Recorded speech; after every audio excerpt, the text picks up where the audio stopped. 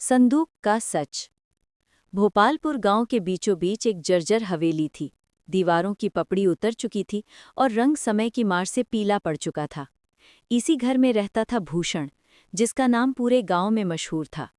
वो लोगों को जरूरत पड़ने पर कर्ज तो देता था, लेकिन इतना भारी ब्याज वसूलता कि लोग जिंदगी भर उसके जाल में फंसे रहते। गांव के लोग खेतीबाड़ी और छोटे मोटे धंधे से गुजारा करते।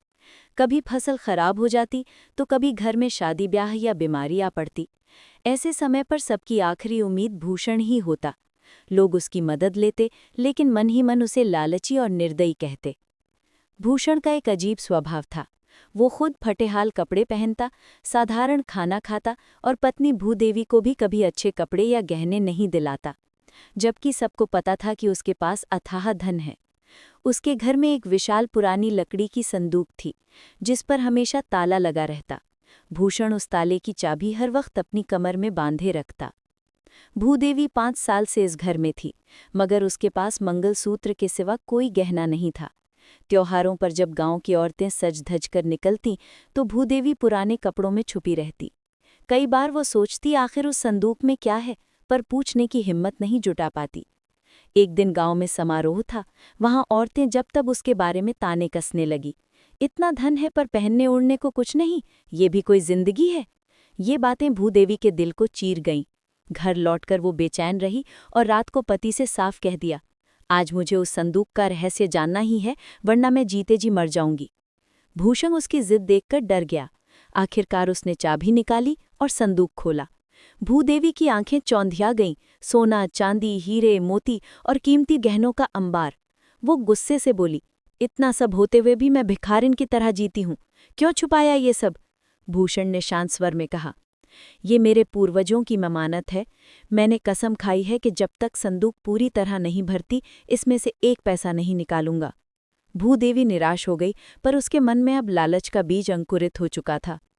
इसी बीच गांव में खबर फैली कि राजा की बेटी राजकुमारी चंद्रलेखा किसी भील युवक के प्रेम में पड़कर महल से भाग गई है।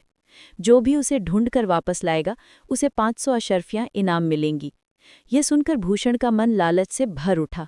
उसने सोचा, इतनी अशर्फियां मिल जाएं तो संदूक पूरी भर जाएगी। इसी रात उनके दरवाजे पर एक अजनबी युवती आ खड़ी हुई। वो बिल्कुल वैसी ही थी जैसी राजकुमारी का वर्णन किया गया था। भूषण ने सोचा, भाग्य स्वयं दरवाजे पर आया है।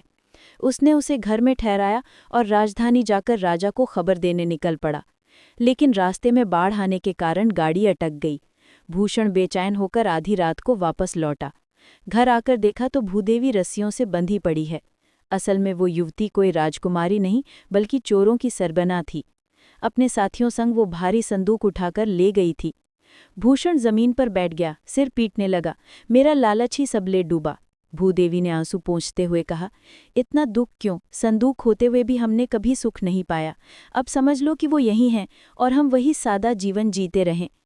उसकी बातों से भूषण की आंखें खुल गईं। उसने माना कि तुम सच्ची धर्मपत्नी हो। अब मैं धन इकट्ठा करने के बजाय ईमानदारी से जीऊंगा। अगले दिन से भूषण ने गांव वालों से पुराने कर्ज वसूल किए, लेकिन अब उचित ब्याज लिया। कपड़े और अनाज का व्यापार शुरू किया। मेहनत और ईमानदारी से उसका धंधा चल निकला। कुछ ही सालों में वो फिर से गांव का धनी बन गया, लेकिन इस बार उसका धन ताले में बंद नहीं था। वो अपनी कमाई का हर हिस्सा पत्नी को सौंपता, त्योहार मनाता, गरीबों की मदद करता। भूषण और भूदेवी ने जाना कि असली सुख सोने की संदूक में नहीं, बल्कि उसे सही समय पर सही जगह खर्च करने में है।